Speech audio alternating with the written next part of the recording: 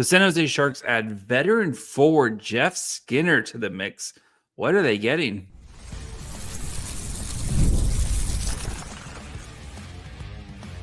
You're Locked On Sharks, your daily podcast on the San Jose Sharks, part of the Locked On Podcast Network, your team every day.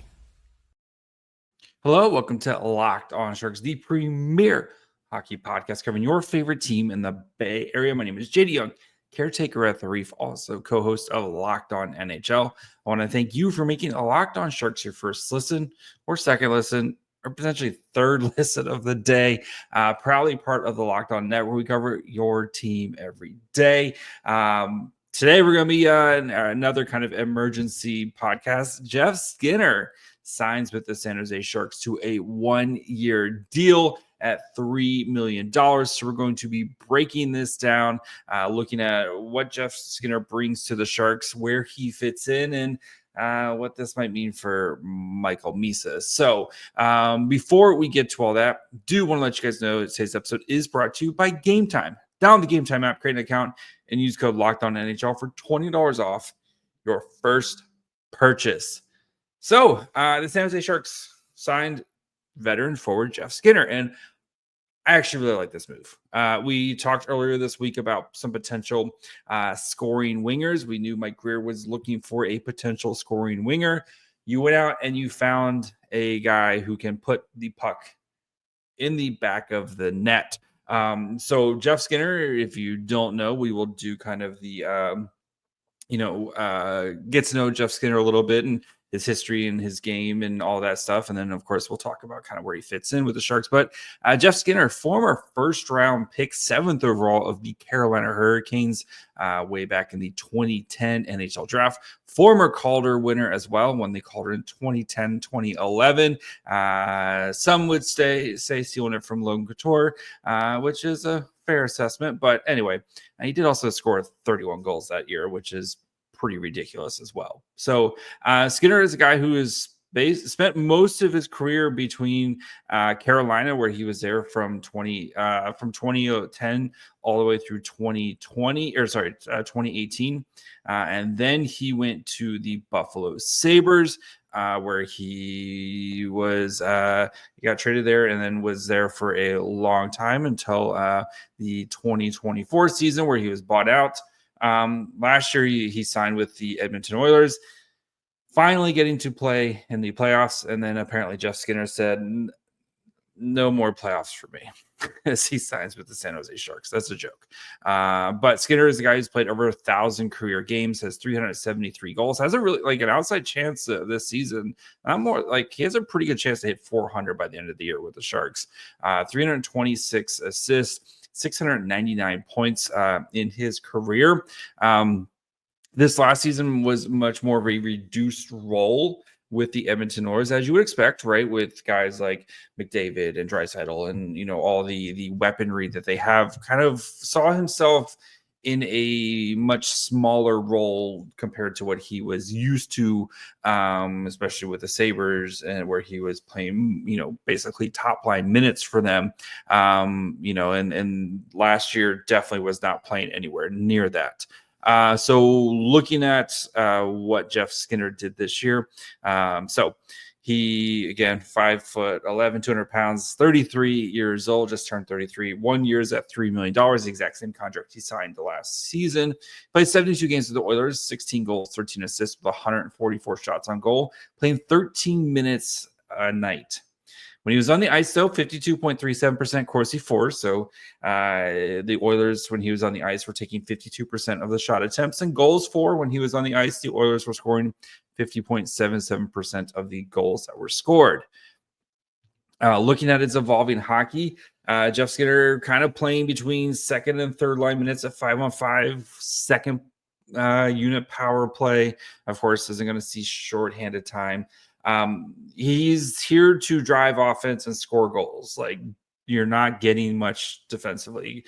28th percentile player, and with his kind of where he was with his 28th percentile player with his time on ice. 48th percentile offensively, 9th percentile defensively. Did a good job with the drove expected goals, and actually probably should have scored more goals when he was on the ice, but just didn't really kind of work out for him with that. Looking at advanced hockey stats from JFresh, so 72 percentile WAR over the past 3 seasons, but you have seen a decline. So 22-23, he was up near like in the 90 percentile. 23-24 dropped down to 23 to 20 to about 60 percentile, and then this year was right about the 50 percentile. So again, offense, even strength offense, he's going to drive that. He's going to help on the power play. He's going to help you score goals. He's good at like actually finishing his goals. Didn't play the toughest competition, and had good teammates, but you would expect with Skinner playing on the Oilers, right? Especially like in a reduced role. We know how stacked this team was. And he took advantage of those opportunities. So, looking at how he was utilized, was definitely given a lot of offensive zone starts against weaker competition, which is what you want to do, right? Is try to put good players in a position to succeed and take advantage. And that's kind of what Jeff Skinner's role was for the Oilers. When you talk about a guy who can put the puck in the back of the net, and again, the Sharks were the worst team in the NHL when it came to scoring, dead last for goals for. This is a guy who can really, really help you. Jeff Skinner is a player who has had multiple 30-goal seasons, 1, 2, 3, 4, 5 30-goal seasons, plus a 40-goal season in the 2018-19 season. And even one of those 30-goal seasons was 22-23. So, not that long ago that he was at, like scoring at a pretty high rate. And even this year, 16 goals while playing 13 minutes a night. Like, that is not too bad. Like, this is a guy who definitely is going to help the San Jose Sharks score. When it comes to some of the accolades and stuff, like I said, a former Calder winner, was on the all-rookie team, has played in the All-Star game and stuff like that for Buffalo. And this, like, the more I think about it, I really do like this signing because of, one, it wasn't very expensive, right, at $3 million. And two, he does exactly what the Sharks need, which is to score goals. And he is a certified goal scorer on a team that needs more certified goal scorers. So where does Jeff Skinner kind of fit into the Sharks, and where should we expect to see him play? And what does this mean for some of the younger players? So we'll get to that here in just 1 second. If you need to go catch a baseball game, maybe you want to go see the Giants-Dodgers this weekend, or tickets to the All-Star game, or whatever it is that you want to go do, you need to check out Game Time. Game Time makes it super easy, even day of game. They're the easiest way to grab last-minute tickets without the stress. And with the money you save on tickets, you can splurge on food, drinks, merch, or even a bigger group to come with you. Game Time makes it possible. Game Time makes buying tickets fast and simple. Prices on the app actually drop the closer you get to first pitch. And they've got incredible last-minute deals, clear seat views, and the lowest price guarantee that takes the worry out of buying. Game Time is the official ticket partner app for Locked On MLB, making it easy to browse the app for exciting upcoming MLB games. Again, Giants Dodgers, what more could you want? So take the guesswork out of buying tickets at Game Time. Download the Game Time app, create an account, and use code LOCKEDONNHL for $20 off your first purchase. Terms apply. Again, create an account, redeem code LOCKEDONNHL, LOCKEDONNHL for $20 off. Download the Game Time app. Last minute tickets, lowest price, guaranteed. All right. Before we continue, of course, want to thank you for making Locked On Sharks your first, second, or potentially third listen of the day. If you haven't yet, perfect time to subscribe. Even though it's the off season, we still have plenty of great content for you. We're going to be kind of doing a nice roster reset next week. We'll also be digging into some more of the Sharks' top picks, including Joshua Ravensbergen, and digging into the tape and all that fun stuff with him. So make sure you guys are following along wherever you get podcasts. And of course, you can watch on YouTube as well. So where does Jeff Skinner fit? And Mike Grier, from his availability, said, I foresee him to be a top 6 winger, which is kind of right. We knew the Sharks wanted to add another scoring punch, right? That was kind of the word. And I'm sure they kind of dug around and tried to see if they could, maybe make a trade or whatever. And things just didn't happen, right? We knew the Sharks were interested in Oilers and Brock Besser. And of course, Oilers went to Carolina and Brock Besser went back to the Canucks. And I think for the Sharks, right, getting a guy like Jeff Skinner, a proven goal scorer, on a 1-year deal at $3 million continues to give you some flexibility, right? Where I think he can have a Tyler Toffoli-like impact. Not be Tyler Toffoli, but like a Tyler Toffoli impact, especially on the ice, right? A guy who has played for some struggling teams and can kind of help the young players work their way through that and kind of manage that, right? I mean, he spent a lot of time with the Buffalo Sabres. Last time I checked, it's been a long time since the Buffalo Sabres made the playoffs. And again, this was a guy who, until this past season, had never played in a playoff game.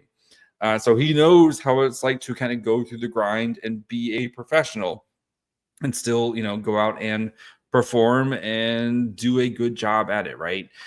So I think and especially, right, we talked earlier this week, we literally talked about how that second line center, which we, assuming is probably going to be Will Smith, needed some more scoring punch there. And I think you went out and you got one of the best scoring options available to you. I didn't expect a guy like Skinner to come to San Jose because I thought he would probably try to, like how we saw with the Oilers last year, where he would try to latch on and maybe go to a team that is, a little bit closer to winning and see if he can play a middle 6 role for them. But for him, I think maybe it makes sense for the Sharks, where you can kind of come in, help your brand a little bit here, right? You're going to be playing bottom 6 minutes you're going to be playing top 6 minutes on a team that desperately needs top 6 minutes. And I don't foresee much competition, to be honest, for beating out, Jeff Skinner for a role in the top 6. And you can, go out and potentially score 20 to 25 goals on a Sharks team. And, maybe you get traded at the trade deadline. And we've seen Mike Grier, who, I know he said he wanted to build, but he's still got a lot of guys on 1-year deals with very movable contracts, right? And Jeff Skinner's got a very movable contract. And nothing I've seen from Puckpedia yet has, like, if there's any sort of trade protections or anything like that. And I think for Jeff Skinner, right, he probably, if there is any, it's probably super light, because the Sharks will want to, him and the Sharks will probably want to make sure that they send him to a place where he can, have a chance to go play meaningful playoff games again, and again help his brand a little bit and help to kind of maybe raise his stock a little bit. And for the Sharks, right, you're signing a guy that you could easily foresee flipping at the trade deadline, and especially now that the Sharks have their one retention slot back after Brent Burns' contract finally drops off.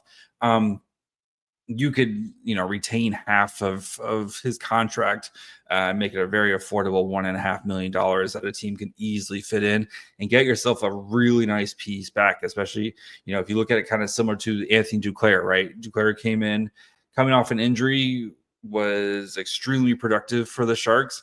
And they turned around and they were able to flip him and get Jack Thompson plus a pick back for him. So I think you can see something very similar for Jeff Skinner for San Jose.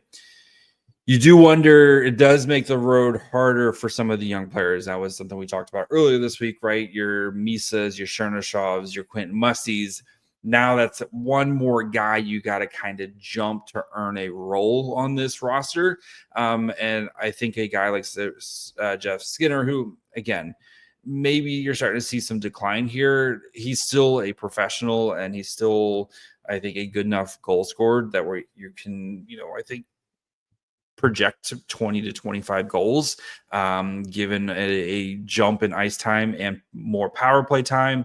And I think it does make it a little bit harder. So I think now the next thing is the Misa watch and what the Sharks kind of do with him, and see if he's a guy that you maybe send to college for a year, and just kind of put that to bed right now of like, let's just let you go play for college for a year.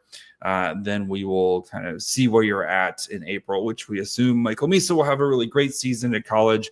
And then hopefully Michael Misa will be playing for the San Jose Sharks next year. So, but yeah, I do think the road for those guys gets a little bit harder. Maybe not Chernyshov because of, I think, the versatility in his game where he can play kind of anywhere in the lineup. And we've seen him play top 6 minutes, in the OHL and the AHL, and we've seen him play, bottom 6 minutes in the KHL, and he's been very productive no matter the role that he plays. Maybe his job isn't affected as much, but that's still, again, one more guy that you have to kind of climb over to make the NHL roster. So overall, though, I think this is a very low risk, high reward type of signing for the Sharks, because if Skinner can get back to his goal scoring ways, and again, I know he only scored, he only put 16 in last year. That's still like 16 goals you didn't have. If he can get back to his 24 that he scored in 23-24, if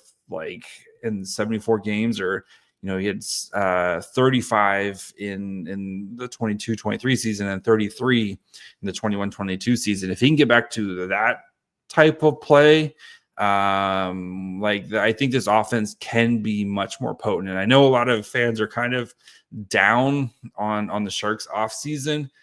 I think this is a really smart signing. I think this is a signing that's going to work out really well for the Sharks. So, because Jeff Skinner, professional goal scorer. So that's going to be it for me today. Please, Mike Grier. It sounds like Greer's done. Like he said, we're probably done. I just want to go hang out at the pool. So thank you guys for making Locked On Sharks your first listen. Again, we'll be back next week. Probably, like I said, we'll probably be doing a roster reset to see where we are at with the roster now. So make sure you're following along wherever you get podcasts. And of course, you can watch on YouTube as well. Follow the show on Twitter, Facebook, and Instagram at Locked On Sharks. Follow me on Twitter and Blue Sky at My Fry Hole. Until Monday, Sunday night. Bye, friends.